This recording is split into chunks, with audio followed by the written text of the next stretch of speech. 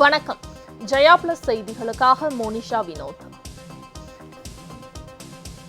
விரிவான செய்திகளை பார்ப்பதற்கு முன்பு தலைப்புச் செய்திகளை பார்க்கலாம்.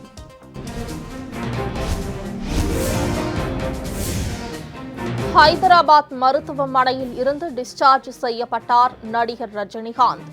ஒரு வார காலத்திற்கு இரத்த அழுத்தத்தை தொடர்ந்து கண்காணிக்குமாறு மருத்துவர்கள் அறிவுறுத்தல்.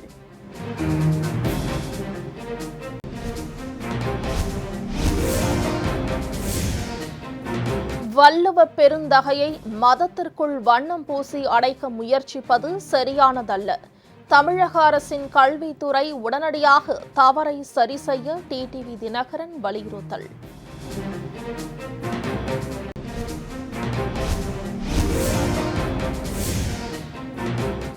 புதிய வகை கொரோனா அச்சுறுத்தலுக்கு மத்தியில் பிரிட்டனில் இருந்து மதுரை வந்தவர்கள் மாயம்.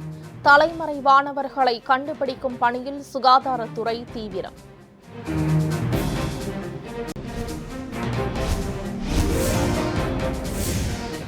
கொரோனா வைரஸ் உலகின் கடைசி பெருந்தொற்று அல்ல, உலக சுகாதார அமைப்பு எச்சரிக்கை.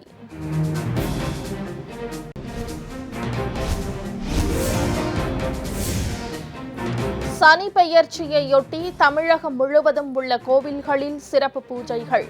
ராமேஸ்வரம் அக்னி தீர்த்த கடலில் பக்தர்கள் புனித நீராடல்.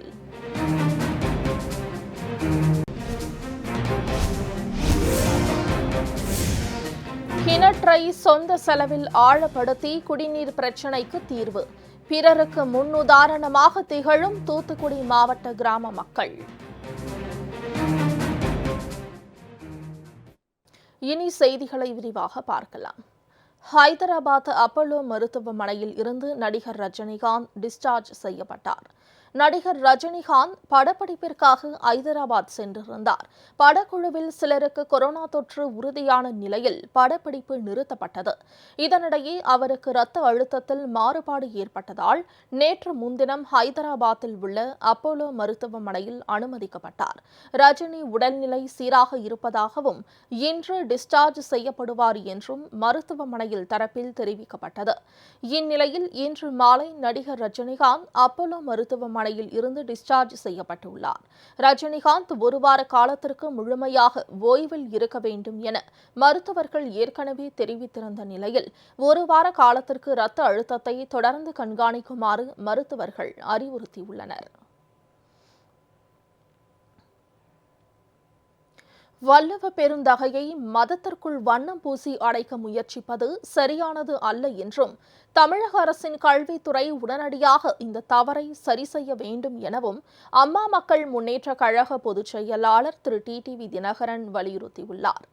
திரு டிடிவி தினகரன் தனது டுவிட்டர் பக்கத்தில் இன்று வெளியிட்டுள்ள பதிவில், உலக பொதுமறையான திருக்குறளை தந்த வள்ளுவ பெருந்தகையை எந்தவொரு மதத்திற்குள்ளும் சித்தாந்தத்திற்குள்ளும் வண்ணம் பூசி அடைக்க முயற்சிப்பது சரியானது அல்ல என்றும் அதிலும் தமிழக அரசின் கல்வி தொலைக்காட்சியே இப்படியொரு தவறு செய்வது கண்டிக்கத்தக்கது எனவும் தெரிவித்துள்ளார். வள்ளுவர் ஒட்டுமொத்த மனித குலத்திற்கும் பொதுவானவர். அவரது சிந்தனைகள் மதங்களை கடந்து மனிதர்கள் அனைவரும் பின்பற்றத்தக்கவை. திருக்குறளை மாணவர்களிடம் கொண்டு சேர்ப்பதுதான் நோக்கமாக இருக்க வேண்டுமே தவிர அதிலும் குறுகிய எண்ணத்தோடு செயல்படக்கூடாது என தெரிவித்துள்ள திரு டிடிவி தினகரன், தமிழக அரசின் கல்வித்துறை உடனடியாக இந்த தவறை சரி செய்ய வேண்டும் என்றும் கேட்டுக் கொண்டுள்ளார்.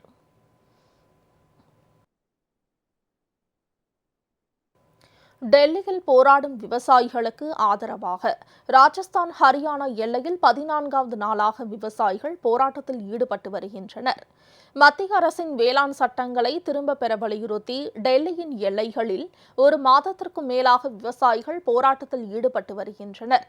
இந்த விவசாயிகள் போராட்டத்திற்கு ஆதரவாக ஹரியானா ராஜஸ்தான் எல்லையான ஷாஜஹான்பூர் பகுதியில் கடந்த 14ஆம் தேதி விவசாயிகள் போராட்டத்தை தொடங்கினர். இப்போராட்டம் 14வது நாளாக இன்றும் தொடர்ந்து நடைபெற்று வருகிறது. ஜெய்ப்பூர் டெல்லி தேசிய நெடுஞ்சாலையில் முகாமிட்டுள்ள விவசாயிகள் வேளாண் சட்டங்களை திரும்பப் பெறும் வரை தங்களது போராட்டம் தொடரும் என திட்டவட்டமாக தெரிவித்தனர்.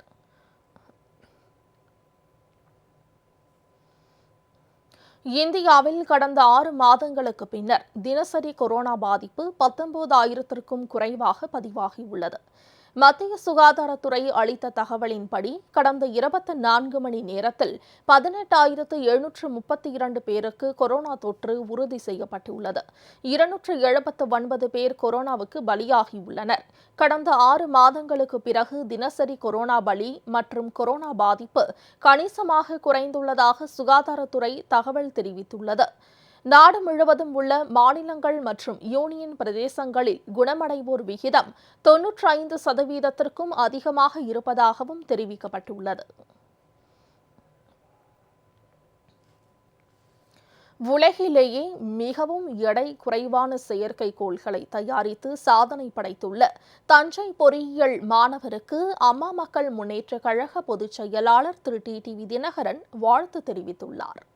கழக பொதுச் செயலாளர் திரு டிடிவி தினகரன் இன்று வெளியிட்டுள்ள டுவிட்டர் பதிவில், உலகிலேயே மிகவும் எடை குறைவான செயற்கைக்கோள்களை தயாரித்து சாதனை படைத்திருக்கும் தஞ்சை கரந்தை பகுதியைச் சேர்ந்த பொறியியல் மாணவர் திரு ரியாஸ்தீனை பாராட்டியுள்ளார். இந்த மாணவர் கண்டறிந்த விஷன் சாட் V1 மற்றும் V2 ஆகிய 2 ஃபெம்டோ செயற்கைக்கோள்களை அமெரிக்காவின் நாசா நிறுவனம் அடுத்த ஆண்டு விண்ணில் ஏவ இருப்பது தமிழகத்திற்கு கிடைத்திருக்கும் பெருமையாகும் என குறிப்பிட்டுள்ள திரு டிடிவி தினகரன், இந்த சாதனையை புரிந்துள்ள தம்பி ரியாஸ்தீன் விண்வெளித்துறையில் மேலும் பல வெற்றிகளை குவிக்க மனப்பூர்வமாக வாழ்த்துவதாக தெரிவித்துள்ளார்.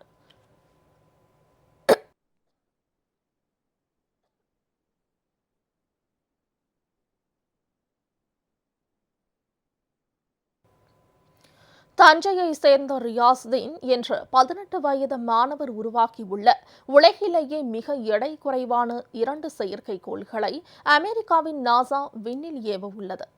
அமெரிக்காவை சேர்ந்த ஐடூல் லேர்னிங் என்ற நிறுவனம் அமெரிக்க விண்வெளி ஆராய்ச்சி நிறுவனமான நாசாவுடன் இணைந்து கப்ஸ் இன் ஸ்பேஸ் என்ற பெயரில் புதிய கண்டுபிடிப்புகளுக்கான போட்டியை ஆண்டுதோறும் நடத்தும்.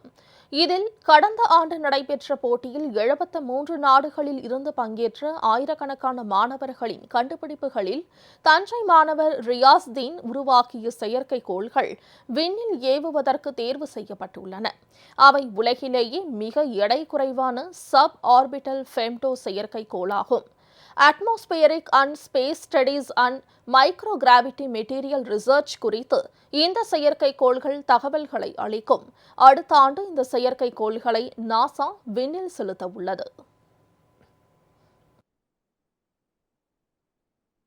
நாசாவோட கொடார்ட் ஃப்ளைட் சென்டர், வெலாப்ஸ் ஃப்ளைட் ஃபெசிலிட்டி, அப்புறம் நாசா லாங்லி ரிசர்ச் சென்டர், இந்த மாதிரி நாசாவோட ஆர்கனைசேஷன் உள்ள கொலாபரேட் பண்ணி இந்த ஈவெண்ட் வந்து எவ்ரி இயர் நடத்துவாங்க.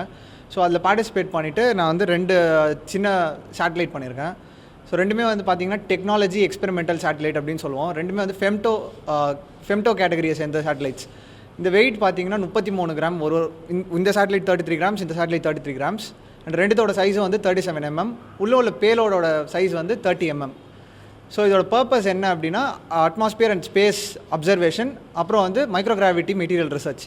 அதாவது இந்த சேட்டலைட் வந்து எப்படி பெர்ஃபார்ம் பண்ணுது, அங்கே அட்மாஸ்பியரிக் கண்டிஷன்ஸ் எப்படி இருக்குது அப்படின்ற இதை வந்து இந்த ஒரு ரிசர்ச் மாதிரி பண்ணிகிட்ருக்கோம். இதுக்கு வந்து டெக்னிக்கலி கைட் பண்ணது வந்து இன்ட்ரோ லேப்ஸ் அப்படின்ற ஒரு ப்ரைவேட் லிமிடெட்.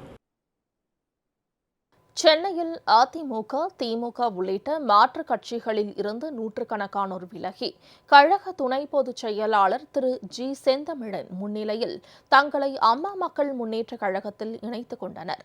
அதிமுக, திமுக, பாஜக, தமாக உள்ளிட்ட கட்சிகளில் இருந்து நூற்றுக்கணக்கானோர் விலகி அம்மா மக்கள் முன்னேற்றக் கழகத்தில் இணைத்துக் கொள்ளும் நிகழ்ச்சி சென்னை பெரம்பூரில் நடைபெற்றது. வடசென்னை மத்திய மாவட்ட செயலாளர் திரு இ. லட்சுமி நாராயணன் தலைமையிலும் கழக துணை பொதுச் செயலாளர் திரு ஜி செந்தமிழன் முன்னிலையிலும் அவர்கள் தங்களை அம்மா மக்கள் முன்னேற்றக் கழகத்தில் இணைத்துக் கொண்டனர்.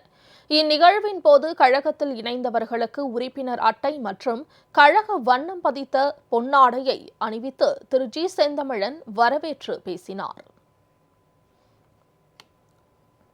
தமிழகத்தில் இருக்கின்ற மக்களுக்காக, அது கடைகோடியில் இருக்கின்ற கன்னியாகுமரியாக இருந்தாலும் சரி, சென்னையாக இருந்தாலும் சரி, இயற்கை சீற்றங்களால் பாதிக்கப்பட்டாலும் சரி, இந்த ஆட்சியாளர்களின் அடக்குமுறைகளால் பாதிக்கப்பட்டாலும் சரி, இந்த தமிழக மக்களுக்காக இன்றைக்கு குரல் கொடுக்கக்கூடிய ஒரே தலைவர் நம்முடைய மக்கள் தலைவர் அருமையினன் டிடிவி தினகரன் என்பதை உணர்ந்து நீங்கள் பல்வேறு கட்சிகளிலிருந்து விலகி இன்றைக்கு அம்மா மக்கள் முன்னேற்ற கழகத்தில் உங்களை இணைத்துக் கொள்ள வந்திருப்பதை நினைப்பது மிகுந்த மகிழ்ச்சி அளிக்கிறது.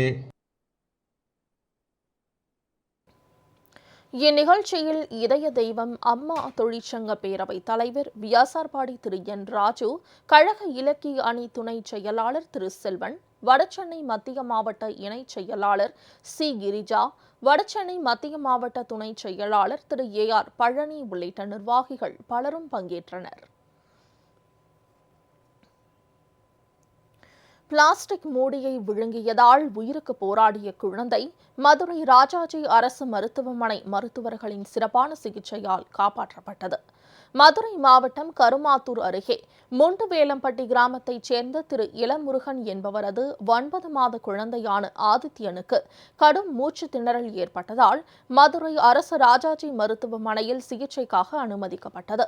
அதற்கான காரணம் குறித்து பரிசோதனை மேற்கொண்ட காது, மூக்கு, தொண்டை மருத்துவ குழுவினர் ஆதித்யனின் தொண்டை பகுதியில் பிளாஸ்டிக் டப்பா மூடி இருப்பதை கண்டறிந்தனர். குழந்தை ஆபத்தான நிலையில் உயிருக்கு போராடியதால் மயக்கவியல் மருத்துவரின் ஆலோசனையோடு காது, மூக்கு, தொண்டை பிரிவு மருத்துவ தலைவர் டாக்டர் தினகரன், உதவி பேராசிரியர் திரு நாகராஜ குருமூர்த்தி ஆகியோர் விரைந்து செயல்பட்டு அறுவை சிகிச்சை மூலமாக குழந்தையின் தொண்டையில் இருந்த மூடியை பாதுகாப்பாக அகற்றினர்.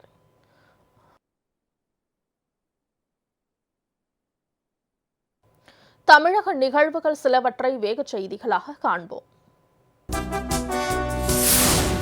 திருவள்ளூர் மேற்கு மாவட்டம் திருத்தணி நகர கழகம் சார்பில் அமமுகவுக்கு குக்கர் சின்னம் ஒதுக்கப்பட்டதை கழக நிர்வாகிகள் கொண்டாடினர்.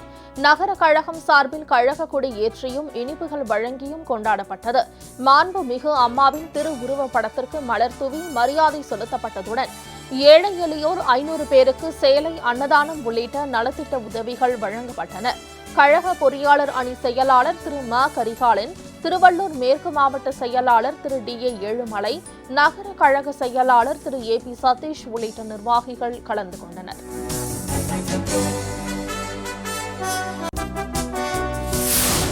காஞ்சிபுரம் மாவட்டம் உத்திரமேரூர் கிழக்கு ஒன்றியத்துக்கு உட்பட்ட காட்டாங்குளம் பகுதியில் அம்மா மக்கள் முன்னேற்ற கழகத்தின் கொடியேற்றும் விழா நடைபெற்றது. உத்திரமேரூர் கிழக்கு ஒன்றிய கழக செயலாளர் திரு கமலக்கண்ணன் தலைமையில் நடைபெற்ற இந்த நிகழ்ச்சியில் காஞ்சிபுரம் மாவட்ட செயலாளர் மொளச்சூர் இரா பெருமாள் பங்கேற்று கழக கொடியினை ஏற்றி வைத்து பொதுமக்களுக்கு இனிப்புகளை வழங்கினார். இந்நிகழ்ச்சியில் ஒன்றிய கழக நிர்வாகிகள் மற்றும் தொண்டர்கள் பங்கேற்றனர். டெல்லியில் போராடி வரும் விவசாயிகளுக்கு ஆதரவாக ஏர்கலப்பை ஏந்தி மயிலாடுதுறையில் காங்கிரஸ் கட்சியினர் ஆர்ப்பாட்டத்தில் ஈடுபட்டனர். விவசாயிகளுக்கு எதிரான வேளாண் சட்டங்களை நிறைவேற்றிய மத்திய அரசை கண்டித்து கோஷங்கள் எழுப்பினர். ஏர்கலப்பை ஏந்தியபடி அக்கட்சி தொண்டர்கள், பெண்கள் 200க்கும் மேற்பட்டோர் பங்கேற்றனர்.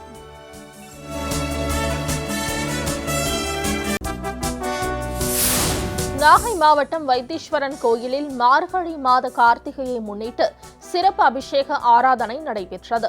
செல்வ முத்துக்குமாரசாமி கார்த்திகை மண்டபத்திற்கு வள்ளி தெய்வானை சமேதராக எழுந்தருளினார்.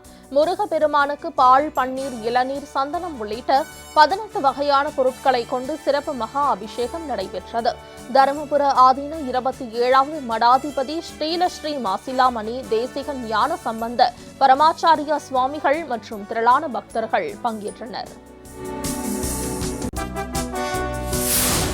புதுக்கோட்டை அருகே சிவபுரம் கிராமத்தில் புதுக்கோட்டையைச் சேர்ந்த அன்பு செல்வம் என்பவரின் வேஸ்ட் குடவுனில் தீ விபத்து ஏற்பட்டது.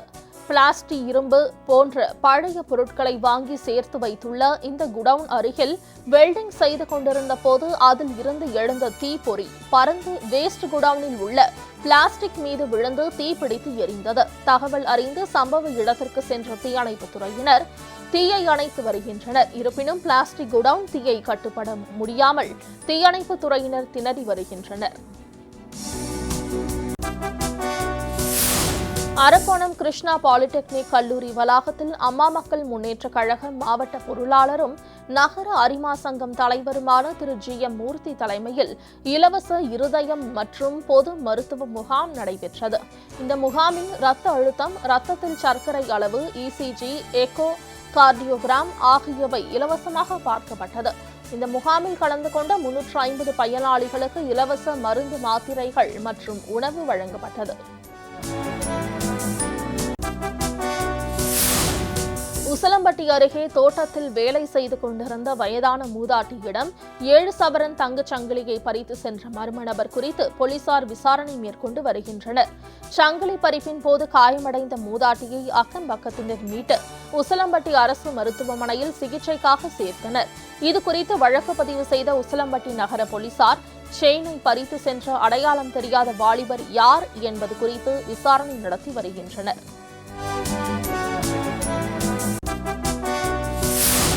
கரூர் மாயனூர் காவிரி ஆற்றின் குறுக்கே கதவணை கட்டப்பட்டுள்ளது. இந்த கதவணைக்கு அருகே ஆற்றின் கரையில் அமைந்துள்ள மீன் சந்தை மிகவும் புகழ்பெற்றது.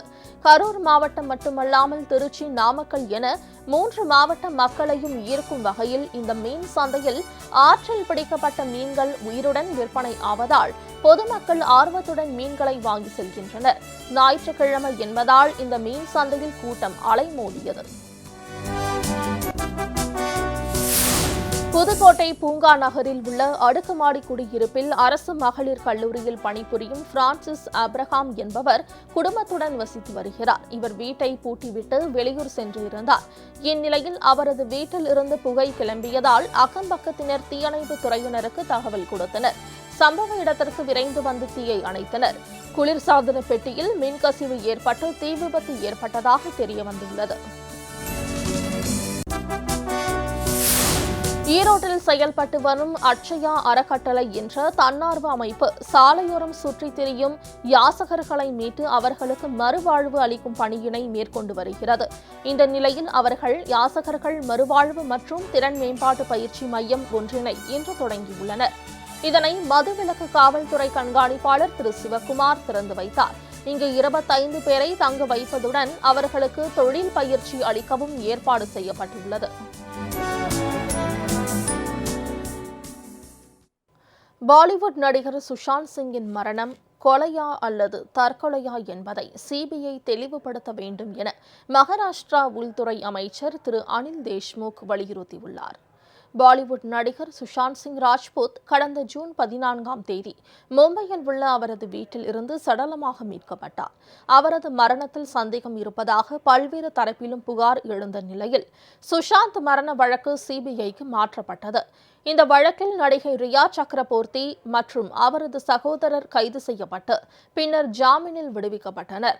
இந்த நிலையில் மகாராஷ்டிரா உள்துறை அமைச்சர் திரு அனில் தேஷ்முக் சுஷாந்த் சிங் மரண வழக்கில் விசாரணையின் நிலை குறித்து சிபிஐ அறிக்கை வெளியிட வேண்டும் என தெரிவித்தார்.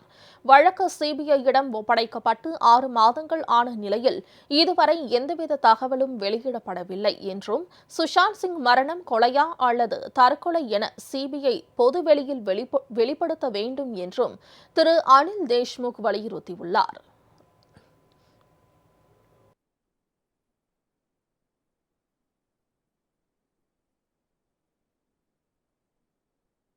திருப்பூர் அருகே வஞ்சிபாளையம் பகுதியில் குடிநீர் முறையாக விநியோகம் செய்யப்படவில்லை என்று கூறி பொதுமக்கள் காலி குடங்களுடன் போராட்டத்தில் ஈடுபட்டனர்.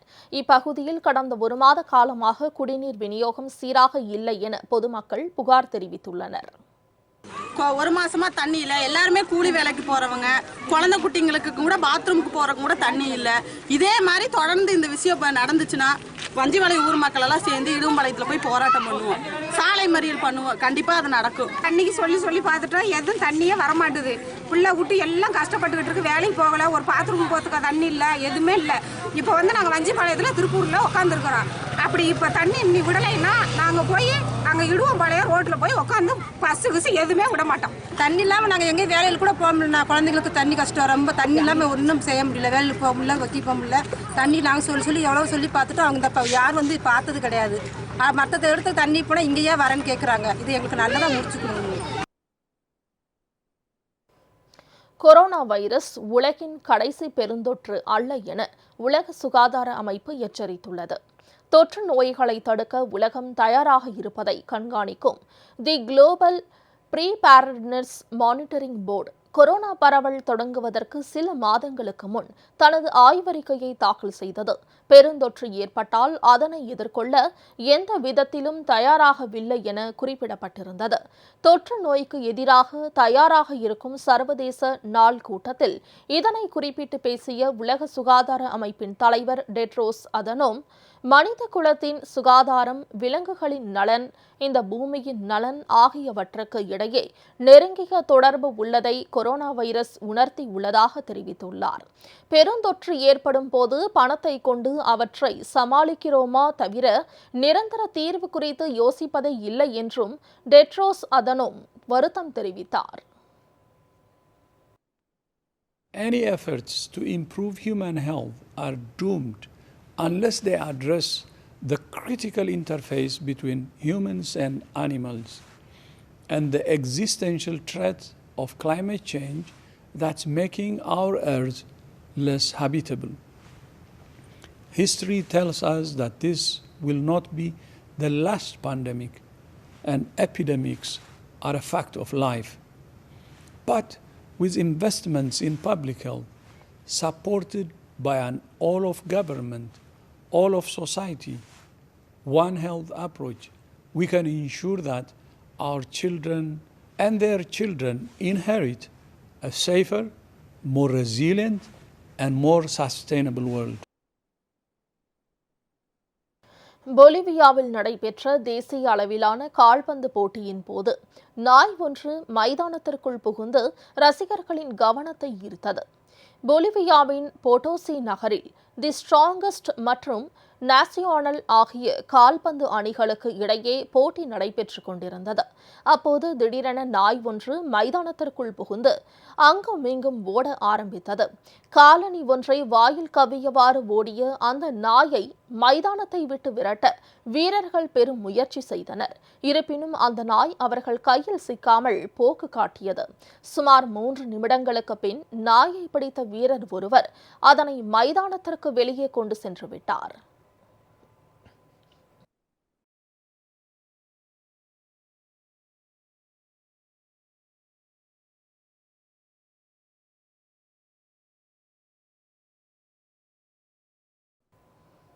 மெல்பர்னில் நடைபெற்று வரும் ஆஸ்திரேலியாவுக்கு எதிரான 2வது டெஸ்ட் கிரிக்கெட்டின் முதல் இன்னிங்ஸில் இந்திய கேப்டன் ரஹானே சிறப்பாக விளையாடி சதம் அடித்தார்.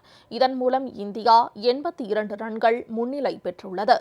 இப்போட்டியின் முதல் நாளான நேற்று முதல் இன்னிங்ஸில் ஆஸ்திரேலியா 195 ரன்களுக்கே சுருண்டது.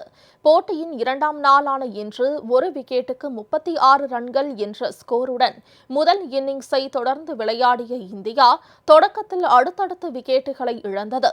தொடக்க வீரர் கில் மற்றும் புஜாராவின் விக்கெட்டுகளை இழந்ததால் தடுமாற்றத்திற்குள்ளானது.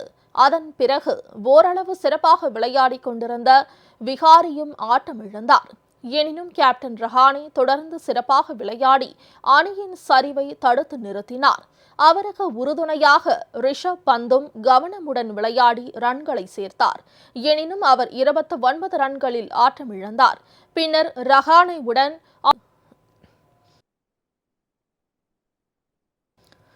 செய்திகள் நிறைவடைந்தன. அடுத்தடுத்த நிகழ்வுகளுக்கு தொடர்ந்து பாருங்கள் ஜெயா பிளஸ் செய்தி சேனலை.